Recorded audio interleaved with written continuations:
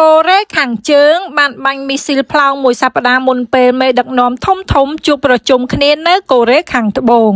យោធាកូរ៉េខាងត្បូងបាននិយាយថាកូរ៉េខាងជើងបានបាញ់អ្វីដែលមើលទៅដូចជាមីស៊ីលផ្លោងរយៈចម្ងាយខ្លីជាច្រើនគ្រាប់កាលពីថ្ងៃពុធទី22ខែតុលាឆ្នាំ2025ពោលគឺមួយសប្តាហ៍មុនកិច្ចប្រជុំមេដឹកនាំអាស៊ីប៉ាស៊ីហ្វិកដ៏សំខាន់នៅក្នុងប្រទេសកូរ៉េខាងត្បូងវាគឺជាការបាញ់បង្ហោះមីស៊ីលផ្លោងជាលើកដំបូងចាប់តាំងពីខែឧសភាដោយទីក្រុងព្យុងយ៉ាងដែលបានប្រឆាំងនឹងការហាមឃាត់ពីអន្តរជាតិជាពិសេសពីសហរដ្ឋអាមេរិកនិងកូរ៉េខាងត្បូងលើការអភិវឌ្ឍអាវុធបែបនេះប្រធានាធិបតីកូរ៉េខាងត្បូងនិងប្រធានាធិបតីសហរដ្ឋអាមេរិកត្រូវបានគេរំពឹងថានឹងជួបប្រជុំគ្នាក្នុងប្រទេសកូរ៉េខាងត្បូងនៅសប្តាហ៍ក្រោយនៅក្នុងកិច្ចប្រជុំកំពូលនៃវេទិកាកិច្ចសហប្រតិបត្តិការសេដ្ឋកិច្ចអាស៊ីប៉ាស៊ីហ្វិកលោកដូណាល់ត្រាំក៏ត្រូវបានគេរំពឹងថានឹងជួបជាមួយនឹងប្រធានាធិបតីចិនស៊ីជីនពីងអគ្គសេនាធិការចម្រុះរបស់ខ្លួនបាននិយាយនៅក្នុងសេចក្តីថ្លែងការណ៍មួយថា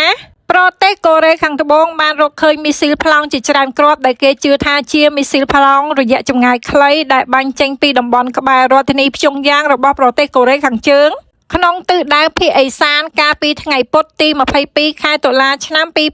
2025យោធាបាននិយាយថាកូរ៉េខាងត្បូងកំពុងតែចែករំលែកព័ត៌មានអំពីការបាញ់បង្ហោះជាមួយនឹងសហរដ្ឋអាមេរិកនិងជប៉ុនការិយាល័យប្រធានាធិបតីកូរ៉េខាងត្បូងបានកោះប្រជុំសន្តិសុខបន្ទាន់មួយដែលមន្ត្រីយោធាត្រូវបានចូលរួមហើយប្រធានាធិបតីត្រូវបានជូនដំណឹងអំពីការបាញ់ពីកូរ៉េខាងជើង